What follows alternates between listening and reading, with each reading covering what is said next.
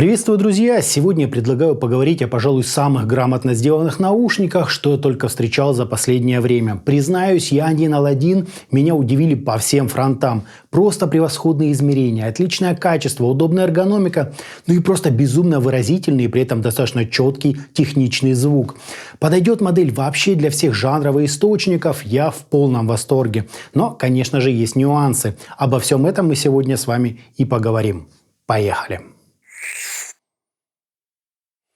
Пришли наушники в довольно качественной картонной упаковке с изображением модели, перечислением основных характеристик и подробной схемой их внутреннего устройства. Да и сама коробка здесь непроста. Открывается на манер шкатулки со специальными отсеками для амбушюр и для кабеля. В комплект нам положили небольшой такой набор макулатуры, карточку VIP-клиента и тактильно приятный чехол с механической застежкой. Насадки тут двух видов, хотя внешне они практически не отличаются, звук меняют достаточно серьезно.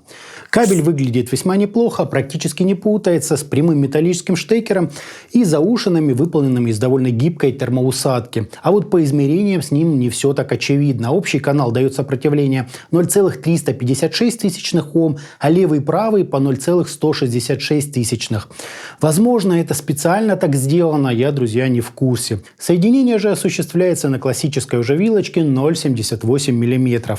Чашечки, похоже, имеют литую конструкцию с компенсационным отверстием, направленным назад, и средних размеров металлическим звуководом, выступ на которых находится ровно по центру, следовательно, насадки придется одевать прямо до самого конца. С торца же нас встречает защитная металлическая сеточка. Примечательно, что на задней части у нас еще и желтой краской написано наименование модели и их серийный номер. Фейсплейты имеют здесь такой серо-черный абстрактный рисунок с логотипом компании на одной чашечке и наименованием на другой. В ушах модель сидит прекрасно, комфортно и с отличным уровнем пассивной звукоизоляции. Вот так вот это все и выглядит.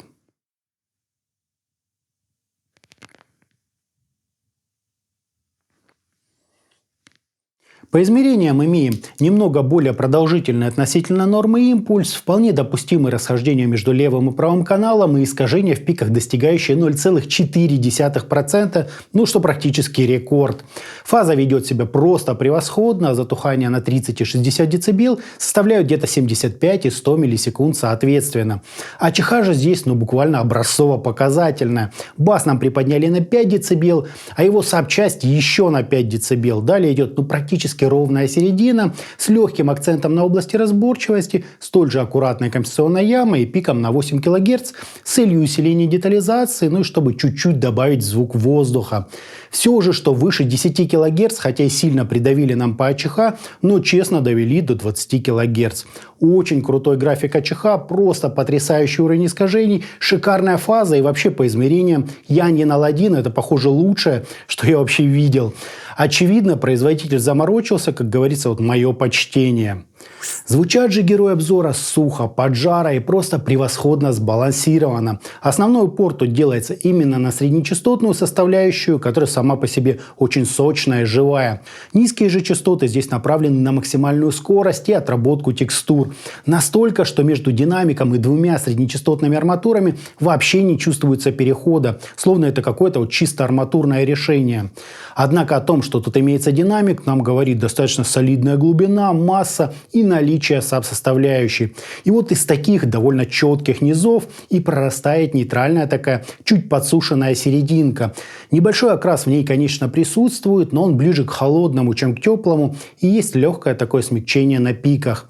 Впрочем, это никак не сказывается на просто превосходной детализации и тембральной проработке. Ритм гитары дают весьма недурственного качества запилы, а вокал и другие лидирующие инструменты раскрываются на все 100%.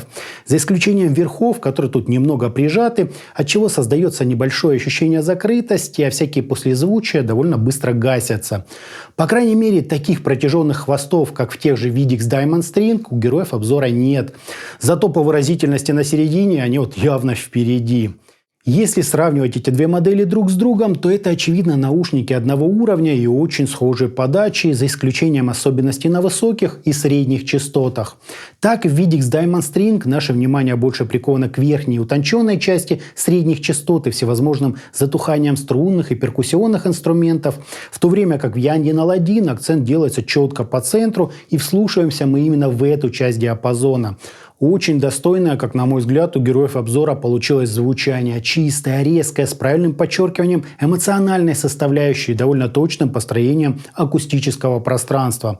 Хотя со старшими Yandean Canon им соревноваться, конечно, бессмысленно. Те, очевидно, на 2 головы выше по каждому из параметров. К тому же, они, на мой взгляд, заметно теплее по звучанию. Все-таки холодный окрас – довольно редкий вариант тюнинга. По насадкам я долго не мог понять, в чем же между ними отличие. Очевидно, что один набор чуть крупнее второго, по цвету, материалу и всему остальному, практически братья-близнецы. Пока не заметил разницы в диаметре отверстия. Отличается оно на каких-то полмиллиметра, но все-таки. По звуку же с чуть более узким отверстием сцена немного приближается к слушателю, отчего ощущается она заметно шире и глубже, а голоса вокалистов интимнее. Есть в том своя особенная фишка. Лично мне нравится такое чуть приближенное звучание.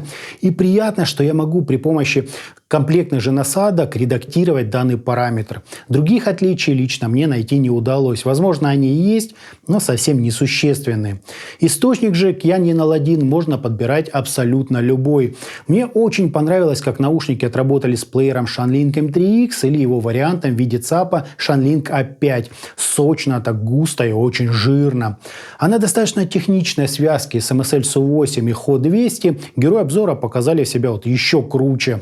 Наушники чуток сгладили пики, при этом подчеркнув отличного уровня детализацию и продемонстрировав свои весьма впечатляющие возможности по динамике.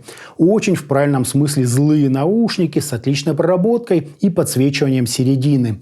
В плане стилистики я тоже не вижу никаких ограничений. По техничности ушки легко справятся как со скоростной тяжелой музыкой, так и с каким-нибудь мультиинструментальным джазом или академической музыкой.